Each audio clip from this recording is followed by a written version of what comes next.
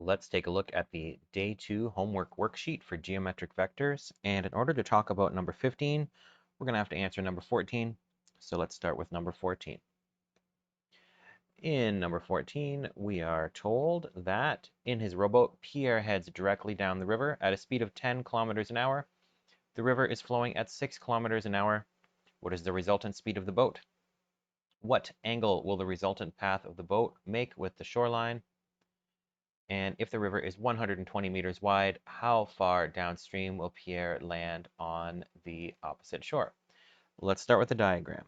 So we're going to have our river.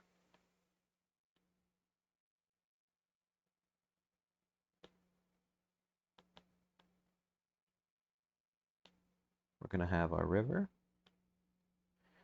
And it's going to be flowing. Let's just say in this direction. It doesn't really matter.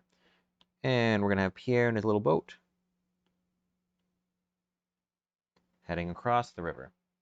So what do we know if we were to draw a more formal diagram here? Well, we have the vector of the river, and it's heading to the right at 10 kilometers per hour. And we have the vector of Pierre. Sorry, let's fix that. We have the vector of the river going at 6 kilometers per hour. And we have the Pierre vector going into the river at 90 degrees at 10 kilometers per hour. And what we're doing here is we're adding up our velocities. He's heading in one direction because of the speed of his boat. He's heading in the other direction at the speed of the river. And so those two speeds or those two velocities are going to add up. And so we need to find our resultant vector, which starts at the start and ends at the end. So we need to figure out this length right here. Because it's a vector, we need to know the magnitude, that's the speed, and we need to know the direction, and that's what makes it a vector. So let's label these vectors. We'll have our river vector A, our boat vector B, and our resultant vector R. So the resultant vector, the combined velocity of Pierre, is going to be vector A plus vector B.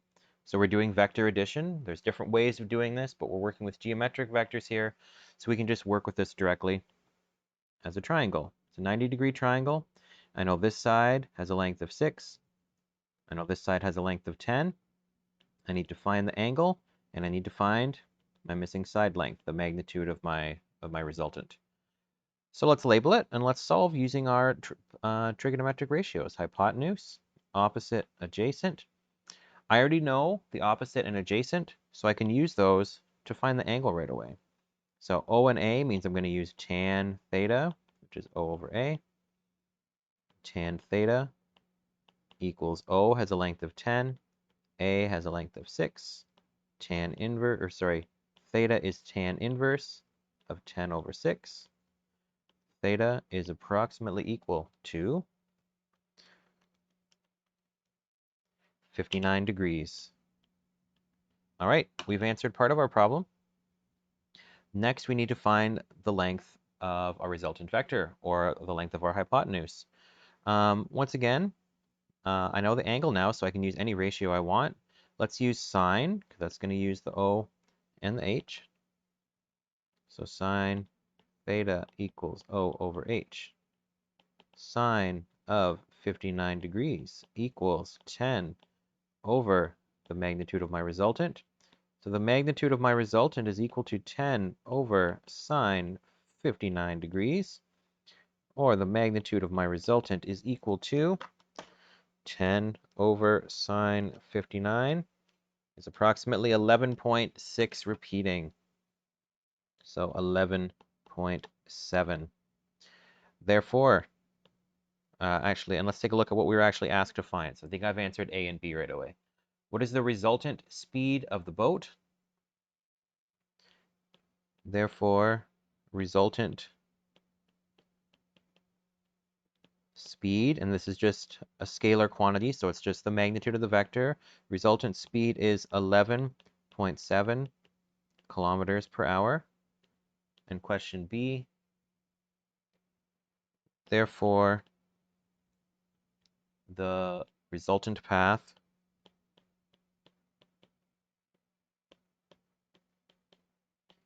is at a 59-degree angle.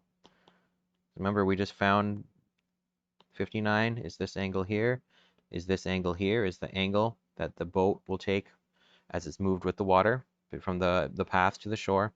So therefore, the resultant path is at a 59-degree angle with the shoreline. Let's take a look at C. If the river is 120 meters wide, how far downstream will Pierre land on the opposite shore? Let's take a look at that.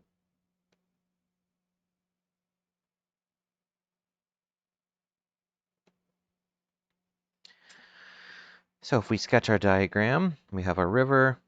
Let me just make a line here. So we had our river. We know the angle that Pierre is heading from the shore. So we know this is 59 degrees. We are told in the question, which I've just moved off the screen, unfortunately. Let's bring that back. We are told in the question that the river is 120 meters wide. And we are asked how far downstream did he land? So we need to find this length. Let's call it L right here. We have enough information that we can make a right angle triangle and solve this with trig once again. So let's do that. So I'm going to have my triangle. Side length of 120. My angle here, these are, I believe, well, I always forget, complementary, adds up to 90, because this angle right here was 59 degrees. We know that this angle here is going to be 31 degrees.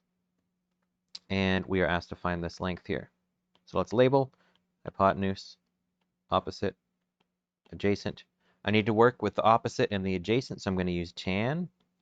Tan theta is O over A. Tan 31 degrees is length over 120. Rearrange and solve.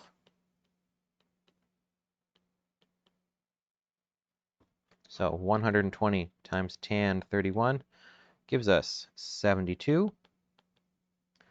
So for question C, therefore, he will land 72 meters downstream. For question 15, refer to exercise 14. Suppose Pierre wants to row directly across the river. At what angle relative to the shore should he head, and how long will this trip take? So let's sketch our situation again. We know that the river is going to push him in a certain direction. So we know the river is pushing in this direction. We know we want our resultant to be straight up and down. And we know that there's going to be some direction where he's going to head into the river at an angle. So let's set this up. I'm going to have my vector A, and I'll label these up here actually. So vector A is the boat, R is the resultant. Actually, let's be consistent. What did I do earlier? A is the river. B for boat, R for resultant, A for river. So I want my setup to be such that vector B plus vector A, vector B plus vector A results in a vector with no x component. So I want it to go straight up and down. And what else do I know? I know the boat is capable of going at 10 kilometers per hour. So I know the magnitude of that vector. I know that the river has a magnitude of 6 kilometers per hour. And I want to find my resultant here. So I want, once again, resultant to be vector A plus vector B, where the x components completely cancel each other out. So what I need to do here is make our triangle once again.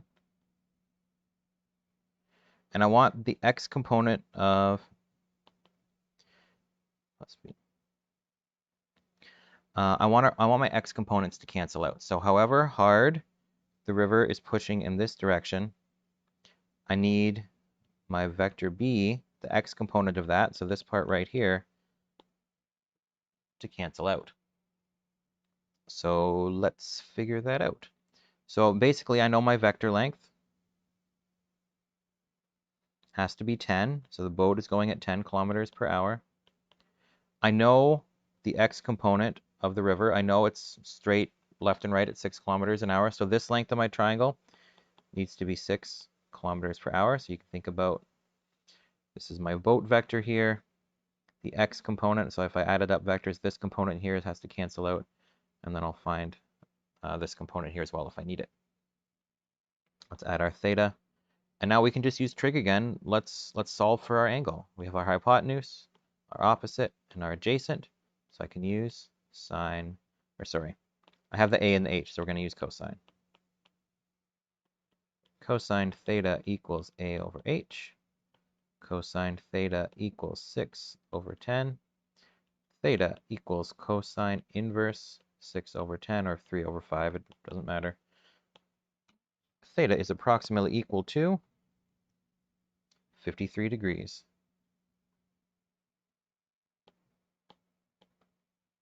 So the question said, at what angle relative to the shore should he head? Therefore, he should head out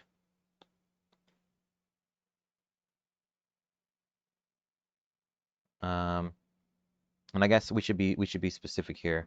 We should measure from the same place as before. So this angle right here is 53 degrees. So what angle relative to the shore? Because we're going to measure from our starting position, just like if we were on a plane, like we are graphing properly. So 180 minus 53 gives us 127 degree angle. So he should head out at a 127 degree angle relative to the shoreline. Or we could say it's like a 53 degree angle heading downstream. Like we could describe it in other terms, but in order to be consistent with our first answer, I'm going to measure from that same initial starting position like we normally would when dealing with a graph and dealing with vectors, just to be consistent.